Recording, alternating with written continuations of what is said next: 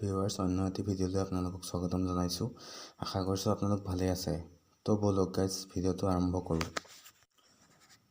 SSUHS CEE 2026 অসমৰ BSc nursing, pharmacy আৰু allied health ছায়েন্সৰ এক কমপ্লিট গাইড। যদি আপুনি হেল্থ কেয়াৰত নিজৰ কেৰিয়াৰ গঢ়িব বিচাৰে আৰু অসমৰ জনসাধাৰণৰ সেৱা কৰাৰ সপোন দেখিছে, তেন্তে আপোনাৰ বাবে এক সুবৰ্ণ সুযোগ আহি পৰিছে।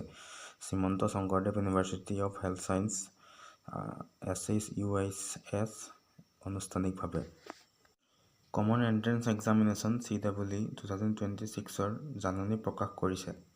এই ছিংগল এণ্ট্ৰেন্স টেষ্টটো হৈছে ৰাজ্যখনৰ গভৰ্ণমেণ্ট বা private ইনষ্টিটিউটত BSc nursing, D.Pharm, B.Pharm আৰু বিভিন্ন ধৰণৰ এলাইড আৰু health care BSc medical technology পাঠ্যক্ৰমত চিট লাভ কৰাৰ একমাত্ৰ পথ। এণ্ট্ৰেন্স টেষ্টৰ ক্ষেত্ৰত সময় অতি গুৰুত্বপূৰ্ণ। আপোনাৰ 2026 চনৰ আবেদন প্ৰক্ৰিয়াৰ সময়সীমা তলত দিয়া হ'ল। Official notification date 9 March 2026, online application date 20 March 2026ৰ পৰা 30 এপ্ৰিল 2026লৈ। এডমিট কাৰ্ড ডাউনলোড 20 মে 2026ৰ পৰা উপলব্ধ হ'ব। এণ্ট্ৰেন্স টেষ্ট ডেট 7 জুন 2026 দেওবাৰ।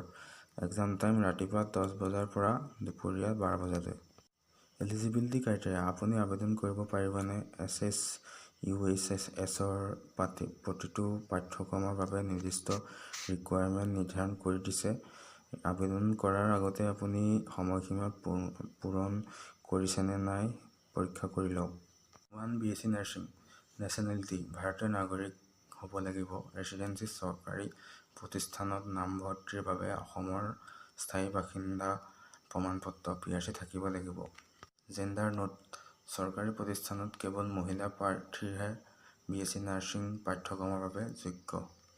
এজ লিমিট: 31 ডিচেম্বৰ 2026 তাৰিখলৈ প্ৰাৰ্থীৰ বয়স অতি কমেও 17 বছৰ হ'ব লাগিব আৰু 35 বছৰতকৈ অধিক হ'ব নালাগিব।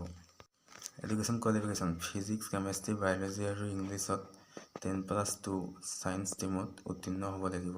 মিনিমাম মাৰ্কছ: PCBত ফিজিক্স, কেমেষ্ট্ৰি, বায়'লজিত মিনিমাম 45% নম্বৰ থকাটো প্ৰয়োজনীয়। ফাৰ্মাচী পাঠ্যক্ৰম B.Pharm আৰু D.Pharm। নেশ্যনেলিটি আৰু ৰেচিডেন্সি: ভাৰতীয় নাগৰিক হ'ব লাগিব। চৰকাৰী আসনৰ বাবে PRC প্ৰয়োজন। এজ 31 ডিচেম্বৰ 2026লৈ ন্যূনতম 17 বছৰ। এডুকেশ্যন: ফিজিক্স, কেমেষ্ট্ৰি, বায়'লজি বা মেথছ 10+2 বিজ্ঞান শাখাত উত্তীৰ্ণ হ'ব লাগিব। ইম্পৰ্টেণ্ট ৰেষ্ট্ৰিকশ্যনছ: অপেন স্কুল যেনে NIOSৰ ষ্টুডেণ্ট B.Pharm ডিগ্ৰী পাঠ্যক্ৰমৰ বাবে যোগ্য নহয়। এলাইড আৰু health care BSc medical technology. Courses included: ইয়াত physiotherapy, BPT, optometry, B.Optom, medical laboratory science, dialysis therapy আদি অন্তৰ্ভুক্ত। এডুকেশ্যন কোৱালিফিকেশ্যন: PCB আৰু ইংৰাজী সহ 10+2 বিজ্ঞান শাখা হ'ব লাগিব। মিনিমাম মাৰ্কছ: সাধাৰণ শ্ৰেণীৰ বাবে PCBত 45% আৰু ST, SC, OBC, MOBC প্ৰাৰ্থীৰ বাবে 40% নম্বৰ থাকিব লাগিব। এক্সাম পেটাৰ্নছ: CEE 2026 আপোনাৰ ছায়েন্সৰ মূল জ্ঞান পৰীক্ষা কৰাকৈ প্ৰস্তুত কৰা হৈছে। পেটাৰ্ণ: 100টা MCQ মাল্টিপল চইচ কুৱেশ্যন প্ৰশ্ন। Total number 100। ইংৰাজী, পদাৰ্থ বিজ্ঞান আৰু ৰসায়ন বিজ্ঞানৰ বাবে 25 মাৰ্কছ আৰু জীৱবিজ্ঞান গণিতৰ বাবে 25 মাৰ্কছ। নাৰ্ছিং আৰু allied health: English, physics, chemistry আৰু বায়'লজি ল'ব লাগিব। Pharmacy: English, physics, chemistry, biology আৰু মেথছৰ ভিতৰত যিকোনো এটা বাছি ল'ব লাগিব। ষ্টেণ্ডাৰ্ড প্ৰশ্নসমূহ হায়াৰ ছেকেণ্ডেৰী 10+2 বিজ্ঞান শাখাৰ পাঠ্যক্ৰমৰ আধাৰত হ'ব। এক্সাম চেণ্টাৰ্ছ: অসমৰ গুৱাহাটী, ডিব্ৰুগড়, শিলচৰ, যোৰহাট, বৰপেটা, তেজপুৰ, ডিফু, লখিমপুৰ, নগাঁও, কোকৰাঝাৰ, নলবাৰী আৰু ধুবুৰী। নৰ্থ ইষ্টৰ কেপিটেলবোৰ: শ্বিলং, আইজল, ইটানগৰ, আগৰতলা, ইম্ফল, ডিমাপুৰ আৰু গেংটক। এতিয়া ষ্টেপ বাই ষ্টেপ এপ্লাই কেনেকৈ কৰে চাওঁ আহক।